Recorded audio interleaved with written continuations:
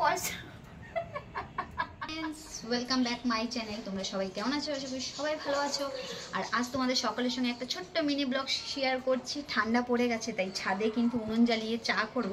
আর চায়ের সব জিনিসপত্র কিন্তু নিয়ে চলে এসেছি। আর আমাদের ঘরের পুরো ফ্যামিলি সবাই চলে এসেছে। এই যে ক্যান্ডি, তো ক্যান্ডি বিশেষত চার কথা শুনলে কিন্তু ও আগেই পাগল হয়ে যায়। কিন্তু তো ও আমার হাতে কাপ প্লেট দেখে ও বুঝে গেছে যে চাটা নিয়ে হয়তো আমরা চলে আসছি। ও তো এটা জানে না যে চাটা এখন এখানে বানানো হচ্ছে। আর এই যে চা খাওয়ার জন্য অ্যাকচুয়ালি ও বসে রয়েছে। তো এখন আমরা এখানে উনুনটা জ্বলাবো। আমি একটু আগে এখানে কিন্তু উনুনে সব রেডি করে রেখে গেছি। আর এখন এখানে চলো চাটা বানাই, আর আমরাও চা খাই আর তোমাদের সকলের সঙ্গে মিনি ব্লগটা শেয়ার করি।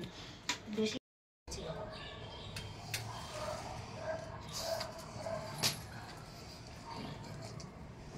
চুলা কিন্তু এই প্রথম আমি জ্বালাচ্ছি, যার জন্য অনেক প্রবলেম। দুপুর থেকে এই চুলার পিছনে আজকে পড়ে রয়েছি আমি। তাই স্টার্টিংয়েই আজকে তোমাদের সকলের সঙ্গে কিন্তু এখানে চাটা শেয়ার করছি। ধরে গেছে বলো?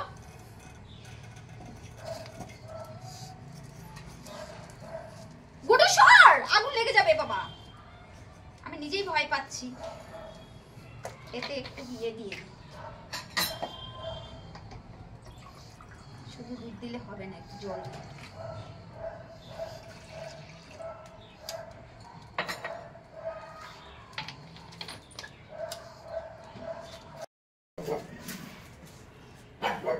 চা হতে হতে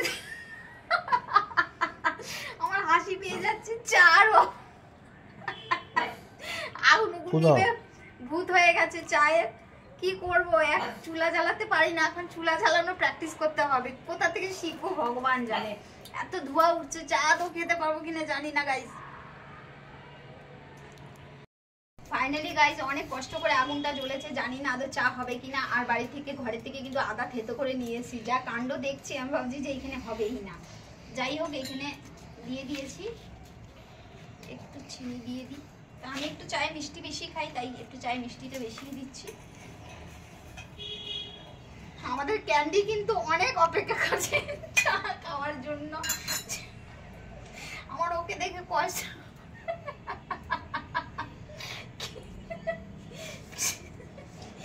আসবো না, চা বানাবো বুঝতে পারছি না। গুডু চা খাবি? কি রে, চা হচ্ছে।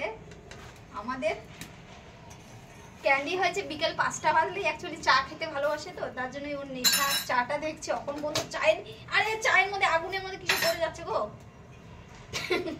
আমার। বাবা চাটা তাড়াতাড়ি হয়ে যাবে বাবা। তা আগুন জ্বালানোর জন্য এখন লোক রাখতে লাগবে মনে হচ্ছে।